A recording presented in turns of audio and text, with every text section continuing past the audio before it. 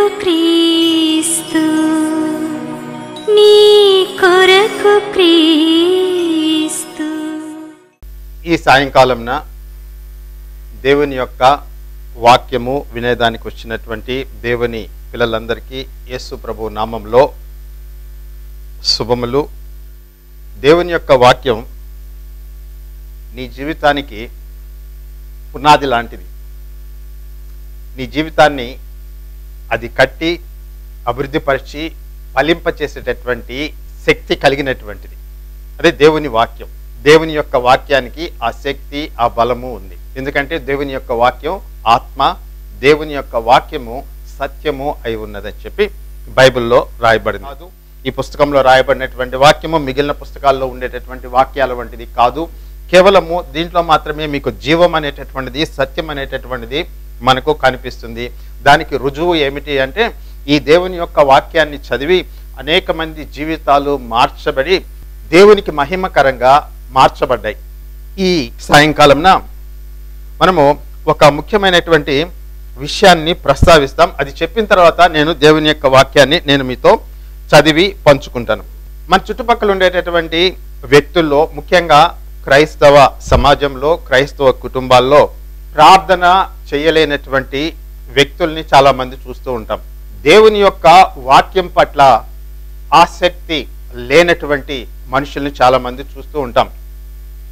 దేవుని యొక్క మందిరానికి వచ్చేదానికి, దేవుని యొక్క వాక్యం వినేదానికి ఏమాత్రము కూడా ఇన్క్లినేషన్, కోరిక లేనటువంటి వారిని క్రైస్తవ కుటుంబాల్లో మనం చూస్తూ ఉంటాం. క్రైస్తవ సమాజంలో మనము చూస్తూ ఉంటాం. విస్తారంగా ఉంటారు వాళ్ళు. అన్నిటికంటే ముఖ్యంగా క్రైస్తవులని పేరు ఉన్నా కూడా, వారిని నేను విమర్శించడం లేదండి, క్రైస్తవులు అని పేరు ఉన్నా కూడా ఆ దేవుని యొక్క వాక్యము, దేవుని యొక్క ఆజ్ఞలను ఆచరించలేనటువంటి నిస్సహాయ పరిస్థితుల్లోనూ, లేదంటే ఇది మనం చేయలేంలే, ఇది మనకి ఎందుకులే అనేటటువంటి ఒక రకమైనటువంటి నిర్లిప్తతతో ఉండేటటువంటి వాళ్ళు, దీనికంటే దేవుని యొక్క వాక్యం కంటే, బైబిల్ కంటే లోకమే ముఖ్యము, లోకము, ఈ మెటీరియల్ వరల్డ్ అనేటటువంటిది చాలా ముఖ్యమైనటువంటిది అని దానికి అధిక ప్రాధాన్యతనిచ్చి దేవుణ్ణి, దేవుని యొక్క వాక్యాన్ని, దేవుని యొక్క రాజ్యాన్ని నిర్లక్ష్యం చేసేటటువంటి వాళ్ళు, వాళ్ళకి ఆసక్తి ఉండదండి. దేవుని యొక్క వాక్యం మీద ఆసక్తి ఉండదు. దేవుని ఆజ్ఞలను ఆచరించేటటువంటి స్థితిలోనికి వాళ్ళు రాలేరు. వాళ్ళు లోకం యొక్క రీతిలో, దాని యొక్క రివాజులో, దాని యొక్క పద్ధతుల్లో తమ జీవితాన్ని మలచుకొని దాని చొప్పున నడుస్తూ ఉంటారు. ఎందుకు ఇటువంటి పరిస్థితి క్రైస్తవ కుటుంబాల్లో ఉండేటటువంటి వ్యక్తుల్లో, స్త్రీల్లో కావచ్చు, పురుషుల్లో కావచ్చు, యవనస్తుల్లో కావచ్చు, ఎందుకు ఈ స్థితి కనిపిస్తుంది, ఇటువంటి పరిస్థితి ఎందుకు వస్తుంది అనేటటువంటి దాన్ని ఈ దినమున మనము ధ్యానించుకుంటాం. రెండోది ఏంటి అంటే, దేవుడే తన ప్రజలు ఇటువంటి స్థితిలో ఉన్నారని ఆయన చూసి వారికి ఒక పరిష్కారాన్ని దేవుడే అనుగ్రహించాడు. ఇశ్రాయేలీలు ఐగుప్తు దేశం నుంచి విడిపించబడిన తర్వాత వాళ్ళు సీనాయి పర్వతం దగ్గర దేవునితో నిబంధన చేసిన తర్వాత దేవుని యొక్క ఆజ్ఞల్ని వాళ్ళు పొందుకున్నారు. దేవుడు ఈ ఆజ్ఞల్ని ఆచరించండి అని చెప్పి వారితో చెప్పాడు. దేవుడు వారితోటి ఈ కట్టడల్ని అనుసరించండి అని చెప్పి చెప్పాడు. వాస్తవము ఏమిటి అంటే, దేవుని యొక్క విమోచన కార్యం చూసిన తర్వాత, సీనాయి పర్వతం దగ్గర దేవుని యొక్క మహిమను వాళ్ళు చూసిన తర్వాత కూడా ఆ తరమువారు, ఆ తరువాత తరమువారు అనేక మంది కాదు, దేశమంతా కూడా దేవుని యొక్క ఆజ్ఞలని ఆచరించలేక, ఆ ఆజ్ఞలకు విధేయత చూపించలేక, ఆయన కట్టడల్ని అనుసరించి నడవలేక సతికిల పడిపోయారు. వాళ్ళకి శక్తి లేకుండా పోయిందండి. దేవుని యొక్క ధర్మశాస్త్రము, దేవుని యొక్క ఆజ్ఞలు, కట్టడలు, వాక్యము వాళ్ళ చేతుల్లో ఉంది. కానీ వారికి ఆ ఆజ్ఞల్ని ఆచరించేటటువంటి శక్తి అనేటటువంటిది, ఆ ఇన్క్లినేషన్ అనేటటువంటిది, ఆ కోరిక అనేటటువంటిది వాళ్ళకి కలగటంలా. నేను ఇంతకు ముందే అయితే చెప్పాను కదండి, క్రైస్తవ కుటుంబాల్లో క్రైస్తవులని చెప్పుకునేటటువంటి వారిలో, మళ్ళీ చెప్తున్నాను, వారిని విమర్శించడం లేదు, వారిలో అటువంటి వారిలో బైబిల్ చదివేదానికి ఆసక్తి లేనటువంటి వారు, దేవుని యొక్క వాక్యాన్ని ఆచరించేదానికి శక్తి లేని అనేక మంది మనకు కనిపిస్తున్నారు. అప్పుడు ఎలాగుందో ఇప్పుడు కూడా మనకు అదే పరిస్థితి కనిపిస్తూ ఉంది.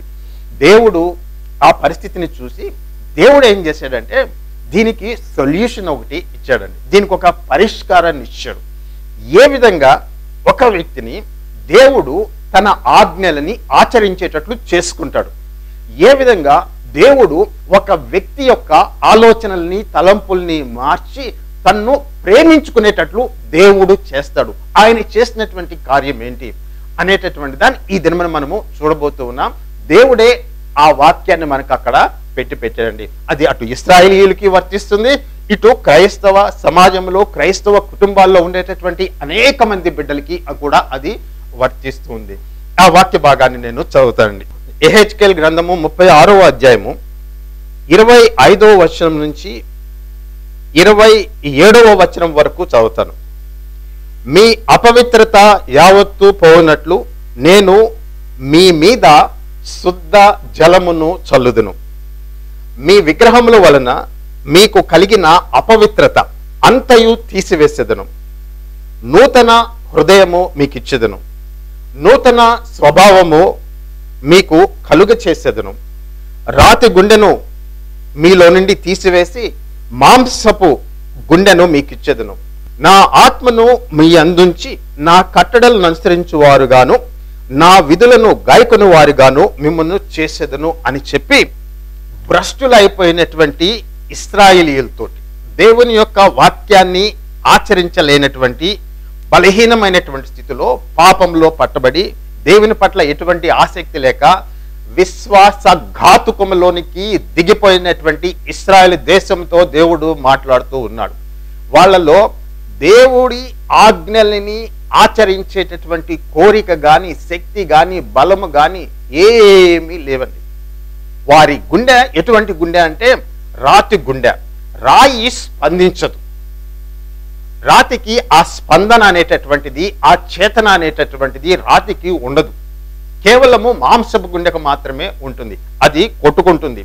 అటువంటి ఆ రాతి గుండెను కలిగినటువంటి వాళ్ళని దేవుడు ఏ విధంగా మారుస్తాడు ఆ విషయాన్ని గురించి మనం చర్చించుకునేటప్పుడు మన జీవితము యేసు ప్రభువు ముందు ఏ విధంగా ఉంది, మనము ఆ ఇశ్రాయేలీయుల మాదిరి ఉన్నామా, లేదంటే దేవుడి ఆజ్ఞలకి దేవుని కట్టడలకి స్పందించేటటువంటి వారంగా, వాటిని ప్రేమించేటటువంటి వారంగా, ఆయన యొక్క వాక్యాన్ని ప్రేమించేటటువంటి వారంగా ఉన్నామా లేదా అనేటటువంటిది ఈ దినం మనము దృష్టి పెడతామండి.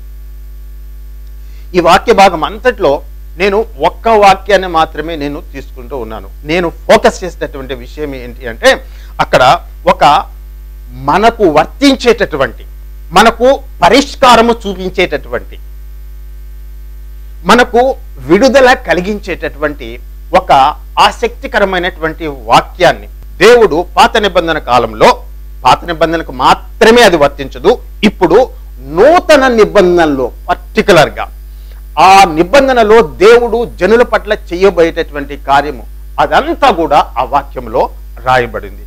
ఏ వాక్యము అంటే నా ఆత్మను మీ అందుంచి నా కట్టడలను అనుసరించు వారిగాను నా విధులను గైకొని వారుగాను మిమ్మును చేసేదను. మానవుని యొక్క నిస్సహాయత పాపము వలన వచ్చినటువంటిది, పితరుడైనటువంటి ఆదాము వల్ల వచ్చినటువంటిది, దేవుణ్ణి ప్రేమించలేనటువంటి స్థితి, దేవుడి ఆజ్ఞలను గైకొనలేనటువంటి స్థితి. దేవుడు దీన్ని ఏ విధంగా పరిష్కరిస్తున్నాడు ఆ వాక్య భాగంలో ఆయన చెప్పాడు. ఇక్కడ తెలుగులో ఆ వాక్య భాగం చదువుకున్నప్పుడు నా కట్టడలను అనుసరించు వారిగా మిమ్మును చేసేదను అని చెప్పి రాయబడింది కదండి. అయితే నేను ఒకసారి మీతోటి ఇంగ్లీష్లో రాయబడినటువంటి వాక్య భాగాన్ని కూడా నేను చదువుతూ ఉన్నాను. ఎందుకంటే అక్కడ అర్థము ఇంకొంచెం విపులంగా మనకు ఇవ్వబడింది, దానికోసం నేను చదువుతూ ఉన్నాను. I will give you a new heart and put a new spirit in you. I will remove from you your heart of stone and give you a heart of flesh and I will put my spirit in you and move you to follow my laws. దేవుని యొక్క విషయాల పట్ల ఆసక్తి లేకుండా ఉండేదానికి కారణము ఏమిటి అంటే పతనమైపోయినటువంటి మానవ హృదయం, పాపంలో పట్టబడినటువంటి, పాపంలో చిక్కుబడినటువంటి మానవ హృదయం. ఆ హృదయం ఎటువంటిది అంటే రాయి వంటిది. అటువంటి రాతి గుండెను దేవుడు మనలో నుంచి తీసివేసి మనకు మెత్తటి మాంసం వంటి హృదయాన్ని దేవుడు మనకు అనుగ్రహిస్తూ ఉన్నాడు అని చెప్పి ఈ వాక్యంలో చెప్పబడింది. ఇది దేవుడు తర్వాత కాలంలో నూతన నిబంధన ద్వారా యేసు ప్రభు ద్వారా ఆయన చెయ్యబోయేటటువంటి ఆ కార్యాన్ని ఈ వాక్య భాగము వివరిస్తుంది.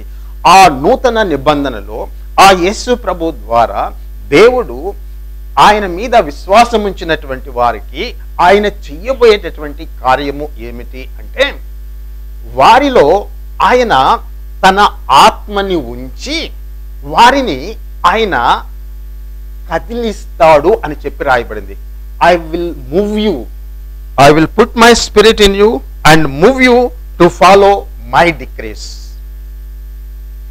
ఈ కదలిక లేనటువంటి హృదయము, జడత్వము కలిగినటువంటి హృదయము, బండరాతి వంటి హృదయము, కఠినమైనటువంటి హృదయము, దేవుని వాక్యాలకి ఏమాత్రము స్పందించలేనటువంటి హృదయము, అటువంటి హృదయాన్ని దేవుడు మారుస్తాను అంటున్నాడు. ఏ విధంగా మారుస్తాడు? ఆయన ఒక నూతన హృదయాన్ని మనకిచ్చి ఆయన ఏం చేస్తాడంటే మన హృదయంలో తన ఆత్మను ఉంచుతాను అంటాడు. ఇక్కడ ఆత్మ అనేటటువంటి పదానికి అర్థము ఏమిటి అంటే, వివిధ పర్యాయ పదాలు ఏమిటి అంటే, యెహోవా యొక్క ఆత్మ, పరిశుద్ధాత్మ, క్రీస్తు ప్రభు యొక్క ఆత్మ. ఈ మూడు కూడా పర్యాయ పదాలే.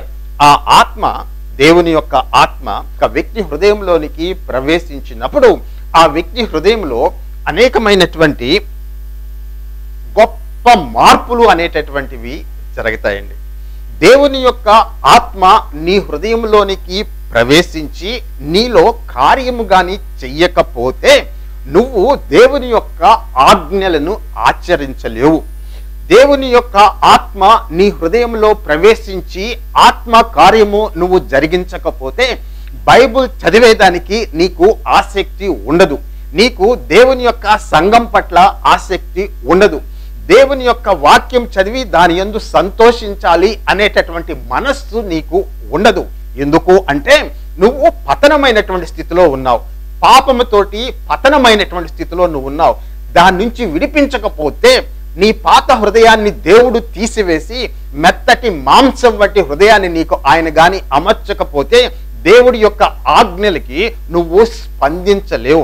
నీ హృదయంలో చేతనత్వం అనేటటువంటిది ఉండదు. అది బండ శిలగానే ఉండిపోతుంది. కాబట్టి దేవుడు నిన్ను స్పందించేటట్లు చెయ్యాలి. ఆ విధంగా చెయ్యాలి అంటే దేవుడు నీకు చేసేటటువంటి పని చూడండి, గుర్తుపెట్టుకోండి, అది దేవుడు చేసేటటువంటి పని. నీ యొక్క యోగ సాధన కాదు, నీ మానసిక బలము కాదు, నీ యొక్క సంకల్ప బలము, నీ విల్ పవర్ కాదు, నీ యొక్క క్రైస్తవ పరంపర అంటే మీ తల్లిదండ్రులు పూర్వీకులు అందరూ కూడా క్రైస్తవులు కాబట్టి నీకు ఆ శక్తి రాలేదు. దేవుని యొక్క ఆత్మ నీ హృదయంలోనికి ప్రవేశించినప్పుడు ఆయన నీ హృదయానికి శక్తిని కలుగజేస్తాడు. నీ హృదయానికి బలాన్ని కలుగజేసి దేవుని యొక్క ఆజ్ఞలకు స్పందించేటటువంటి స్వభావాన్ని ఆయన నీకు ఇస్తాడు. ఆ దేవుని యొక్క ఆత్మ ఒక వ్యక్తి హృదయంలో గాని లేకపోతే ఆ వ్యక్తికి దేవుని కార్యముల పట్ల ఆసక్తి ఉండదు. అతను దేవుని క్రియలను కార్యాలను చేయలేడు. బైబిల్ మీద ఆసక్తి ఉండదు. దాన్ని చదవాలన్నటువంటి బుద్ధి పుట్టదు.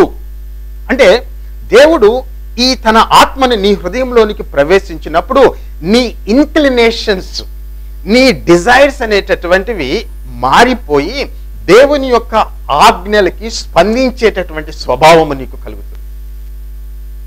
అది ఆత్మ చేసేటటువంటి కార్యము. అంటే ఇంకొక రకంగా చెప్పుకోవాలంటే దేవుని యొక్క ఆజ్ఞల్ని నువ్వు ఆచరించాలి అంటే దేవుని యొక్క ఆత్మను నువ్వు కలిగి ఉండాలి.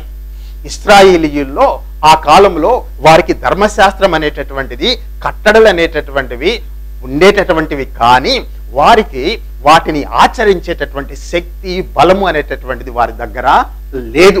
అది దేవుడికి తెలుసు. అందుకనే దేవుడు ఏం చేస్తున్నాడంటే ఆ పాత నిబంధనని కొట్టివేసి కొత్త నిబంధన ఆయన స్థాపించి ఆ కొత్త నిబంధనలో దేవుడు తన ప్రజలకి తన ఆత్మని విస్తారంగా అనుగ్రహిస్తూ ఉన్నాడు. ఆయన అనుగ్రహించినప్పుడు ఆయన ఏదో కొంచెం కొంచెంగా బొట్లు బొట్లుగా ఆయన ఇవ్వడంలే, కుమ్మరిస్తూ ఉన్నాడు. ఈ కుమ్మరింపు అనేటటువంటిది ఎటువంటిది అంటే, ఉదాహరణ చెప్తానండి. మీకు ఒక గార్డెన్ ఉందనుకోండి, ఒక తోట ఉంది, చెట్లకు నీళ్లు పెడుతున్నారు. మీ చేతిలో ఒక పైప్ ఉందండి. ఆ పైప్ తోటి చెట్టు దగ్గరికి వెళ్ళి దానికి కొద్దిసేపు నీళ్లు పెట్టి, ఆ తర్వాత ఇంకొక చెట్టు దగ్గరికి వెళ్ళి కొంచెం నీళ్లు పెట్టి, అటువంటి సన్నివేశాన్ని మీరు ఇంకొక సన్నివేశంతో పోల్చుకోండి. ఆకాశము మేఘావృతమై దట్టమైనటువంటి మబ్బులతో కమ్మి కుండపోతగా వర్షం కురిస్తే ఏ విధంగా ఉంటుంది మీ తోట మీద? లేదు అంటే మీరు ఒక క్యాన్ పట్టుకొని చెట్టు దగ్గరికి వెళ్ళి కొంచెం నీళ్లు దానికి పోసి మళ్ళీ ఇంకొక చెట్టు దగ్గరికి పోయడం ఏ విధంగా ఉంటుంది? కుండపోత వర్షంతో మీరు పెట్టేటటువంటి ఆ క్యాన్ తో పెట్టేటటువంటి నీళ్లు, ఆ పైప్ తో పెట్టేటటువంటి నీళ్ళని వాటిని మనము పోల్చగలమా? ఏమన్నా సారూప్యం ఉందా? లేదు. దేవుడు కుమ్మరించబోయేటటువంటి ఆత్మ, తన ఆత్మ ఆ విధంగా ఉండబోతుందని చెప్పి ఆయన చెప్తున్నాడు.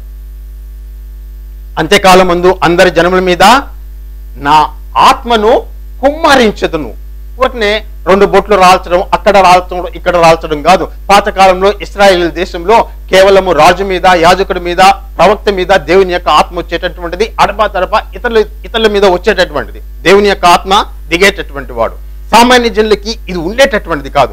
ఇప్పుడు నూతన నిబంధన కాలంలో ఆయన ఆన్ ఆల్ ఫ్లెష్, అందరి మీద తన ఆత్మని కుమ్మరిస్తూ ఉన్నాడు. ఈ నిస్సహాయమైనటువంటి పరిస్థితి, దేవుడి యొక్క ఆజ్ఞల్ని ఆచరించలేనటువంటి నిస్సహాయమైనటువంటి పరిస్థితి నుంచి ఆయన నిన్ను విడిపించి దేవుని యొక్క ఆజ్ఞలను ఆచరించేటటువంటి విధేయత కలిగినటువంటి ఒక ప్రియుడైనటువంటి కుమారుడుగా ఆయన నిన్ను చేసుకుంటూ ఉన్నాడు. అది నువ్వు చేసేటటువంటి కార్యం కాదు. దేవుని యొక్క ఆత్మ నీ హృదయంలోనికి వచ్చినప్పుడు ఆయన నీ హృదయాన్ని ప్రేరేపించి ఆయన ఆజ్ఞలు చేసేటట్లు ఆయన నిన్ను పురికొల్పుతాడు. దేవుని యొక్క ఆజ్ఞల గురించి నువ్వు ఆలోచిస్తావు. దేవుని యొక్క ఆజ్ఞల గురించి నువ్వు తలపోస్తావు. అది నీ హృదయంలో ఉంటుంది. ఒక దగ్గర దేవుడు ఏమంటే, నా ఆజ్ఞలను మీ హృదయముల్లో రాసేదను. నూతన నిబంధన కాలంలో దేవుడు తన యొక్క ఆజ్ఞలని పలకల మీద, రాతి పలకల మీద రాయడంలే. దేవుడు తన ఆజ్ఞల్ని వ్యక్తి హృదయంలో రాస్తూ ఉన్నాడు. ఆ దేవుని యొక్క ఆత్మ, ఆ దేవుని యొక్క ఆజ్ఞలను నీ హృదయంలో రాసినప్పుడు నువ్వు వాటికి స్పందిస్తావు. దేవుని యొక్క ఆజ్ఞల చొప్పున నువ్వు నడుచుకోగలుగుతావు. అంటే విషయం ఏమిటి అంటే, ఒక మాటలో చెప్పాలి ఏమిటి అంటే అండి, నీకు దేవునికి విధేయత చూపించేటటువంటి ఒక నూతన స్వభావం అనేటటువంటిది దేవుడు నీకు కలుగజేస్తాడు. అంతకుముందు నువ్వు పూర్తిగా అవిధేయతతో ఉండేటటువంటి వాడివి. ఇప్పుడు దేవుడికి విధేయత చూపించేటటువంటి స్వభావము నీకు కలుగజేస్తూ ఉన్నాడు. ఇది దేని వల్ల కలుగుతూ ఉంది? దేవుని యొక్క ఆత్మ వలన కలుగుతుంది. కానీ దీని యొక్క అర్థము నా బాధ్యత ఏమీ లేదని కాదు. నేను అక్కడ కూర్చొని ఉంటే అన్ని దేవుని యొక్క ఆత్మ చేసుకుని పోవడం అని కాదు. దేవుని యొక్క ఆత్మ పొందినటువంటి వారు క్రియలు చేసేటటువంటి వారిగా, కార్యములు చేసేటటువంటి వారిగా, దేవుని యొక్క పనులు చేసేటటువంటి వారిగా వాళ్ళు మార్చబడతారు. అంటే వాళ్ళు కార్యాలని చేస్తారు. చురుకుగా, యాక్టివ్గా ఒబీడియన్స్ అనేటటువంటిది వాళ్ళు చూపిస్తారండి. అందుకనే పత్రికల్లో మీరు చూడండి, సాధారణంగా వాటిని 2 సెక్షన్స్గా మనం డివైడ్ చేయొచ్చు. మొదటి భాగం ఏంటంటే, పేతురు కానీ పౌలు కానీ వీళ్ళంతా చెప్పేటటువంటిది మొదటి భాగం ఏంటంటే, దేవుడు క్రీస్తులో మీకు చేసినటువంటి రక్షణ కార్యం గురించి వివరణ ఉంటుంది. రెండవ భాగంలో ఏముంటుందంటే, మీరు రక్షణ పొందారు కాబట్టి, దేవుని యొక్క ఆత్మచేత మీరు ముద్రింపబడ్డారు కాబట్టి మీరు ఈ విధంగా నడుచుకోండి అని చెప్పి పేతురు, పౌలు, యూదా పత్రిక మనకు సూచనలు, ఇన్స్ట్రక్షన్స్ ఇస్తాయి. దీనికి పాత నిబంధన గ్రంథానికి తేడా ఏమిటి అంటే, అంతకుముందు పాత నిబంధన గ్రంథంలో వాళ్ళకి, ఆ సామాన్య ప్రజలకి ఆ శక్తి అనేటటువంటిది ఉండేటటువంటిది కాదు. నూతన నిబంధన గ్రంథంలో దేవుడు ఆ శక్తిని కలిగచేసి ఆయన ఇచ్చినటువంటి సూచనలు, ఆజ్ఞలు ఇవన్నీ కూడా ఆచరించగలిగేటట్లు చేస్తూ ఉన్నాడు. ఆయన కలుగు చేస్తూ ఉన్నాడు. నువ్వు చేస్తూ ఉంటావు, నువ్వు చేయగలుగుతావు. నీకు ఆ సామర్థ్యం వస్తుంది, నీకు ఆ శక్తి వస్తుంది, నీకు ఆ బలం వస్తుంది.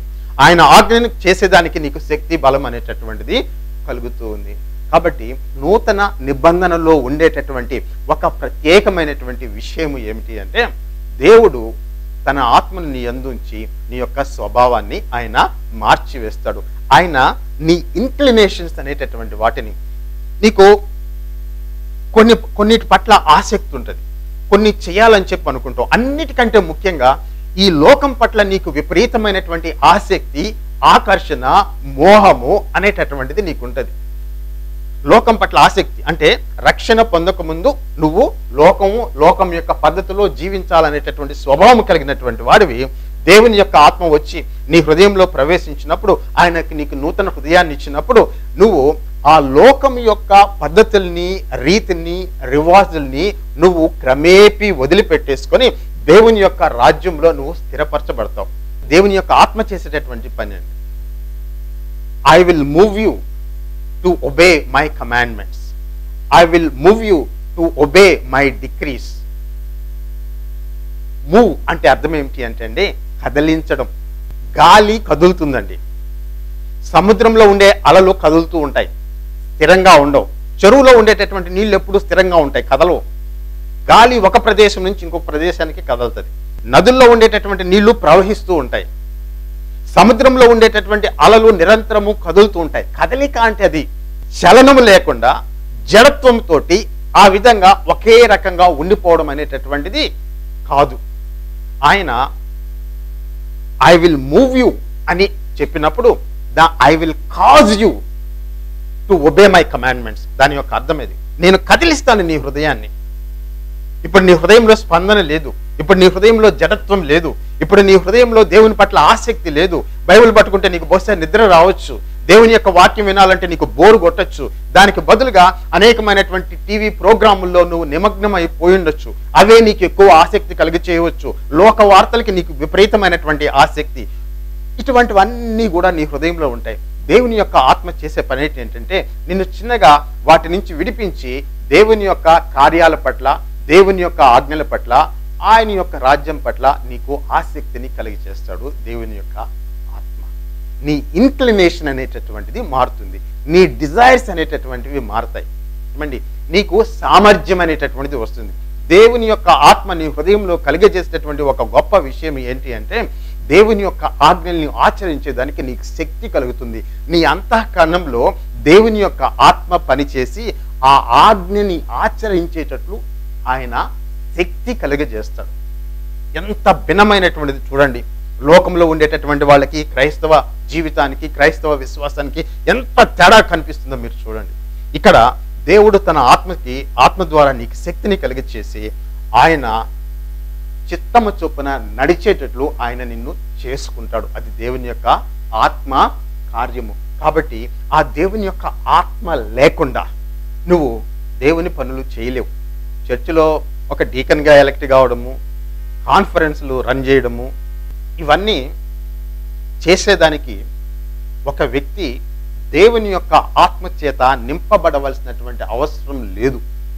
నింపబడి ఉండొచ్చు, కాదని కాదు, కానీ ఇవన్నీ చేసేదానికి, ఇటువంటి కార్యాలు చేసేదానికి, ప్రోగ్రాములు పెట్టేదానికి దేవుని యొక్క ఆత్మే పని చేయాలని లే. దేవుని యొక్క ఆత్మ లేనటువంటి వాళ్ళు, అన్యులైనటువంటి వాళ్ళు కూడా సంస్థలు కడతారు, వాళ్ళు కూడా కాన్ఫరెన్స్లు చేస్తారు, వాళ్ళు కూడా రకరకాలైనటువంటి స్పిరిచువాలిటీ డెవలప్మెంట్ ప్రోగ్రామ్స్ అనేటటువంటివి నడిపిస్తారు. కానీ వాటన్నిటికీ దేవుని యొక్క ఆత్మ ఉండవలసినటువంటి అవసరం లేదు. ఏ నేచురల్ మ్యాన్ అంటే శరీర స్వభావము కలిగినటువంటి వ్యక్తి, పాపము నుంచి విడిపింపబడినటువంటి వ్యక్తి, యేసు ప్రభువులో తిరిగి జన్మించినటువంటి వ్యక్తి, దేవుని యొక్క ఆత్మని పొందినటువంటి వ్యక్తి ఇవన్నీ కూడా చేయొచ్చు. కానీ దేవుని యొక్క ఆత్మని పొందుకున్నటువంటి వ్యక్తి తన హృదయంలో దేవుని యొక్క ఆజ్ఞలను గురించి తలపోస్తాడు. దేవుని యొక్క ఆజ్ఞలను మీరాలి అంటే భయం ఉంటుంది. దేవుని యొక్క ఆజ్ఞలను మీరి పాపము చేసినప్పుడు, దేవుని ఆజ్ఞలకి వ్యతిరేకంగా పోయినప్పుడు దుఃఖము అనేటటువంటిది కలుగుతుంది. కాబట్టి క్రిస్టియన్ వర్క్లో ఇన్వాల్వ్ అయి ఉన్నంత మాత్రాన దేవుని యొక్క ఆత్మని పొందినటువంటి వాడు, పొందినటువంటి స్త్రీ కాదు. దేవుని యొక్క ఆజ్ఞలను ఆచరించేటటువంటి వారు దేవుని యొక్క పిల్లలు. దేవుని యొక్క ఆత్మ వాళ్ళ హృదయాల్లో పనిచేస్తుంది. చివరగా లాస్ట్లో ఒక విషయాన్ని చెప్పి ముగిస్తానండి. మరి దేవుని యొక్క ఆత్మ నేను ఏ విధంగా పొందుకోగలను? నా హృదయంలో మార్పు ఏ విధంగా వస్తుంది? నా జీవితము ఏ విధంగా దేవునికి ప్రీతికరంగా నేను మలుచుకోగలను, ఆయనకి ఇష్టానుసారంగా నేను ఏ విధంగా నడవగలను అనేటటువంటి ప్రశ్న మీకు రావచ్చు.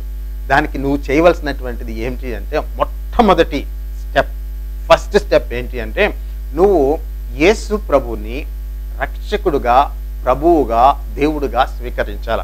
అంటే యేసు ప్రభు దగ్గరికి వచ్చి, అయ్యా నా పాపముల కోసం నువ్వు చనిపోయావు, నా పాప శిక్షను నువ్వు భరించావు, నా శాపాన్ని నువ్వు మోసావు, నేను పాపిని, నా జీవితంలో పాపం ఉంది అని చెప్పి యేసు ప్రభు దగ్గరకు వచ్చి నీ గదిలోనో నువ్వు ఉండేటటువంటి స్థలంలో యేసు ప్రభుకి ప్రార్థన చేయి.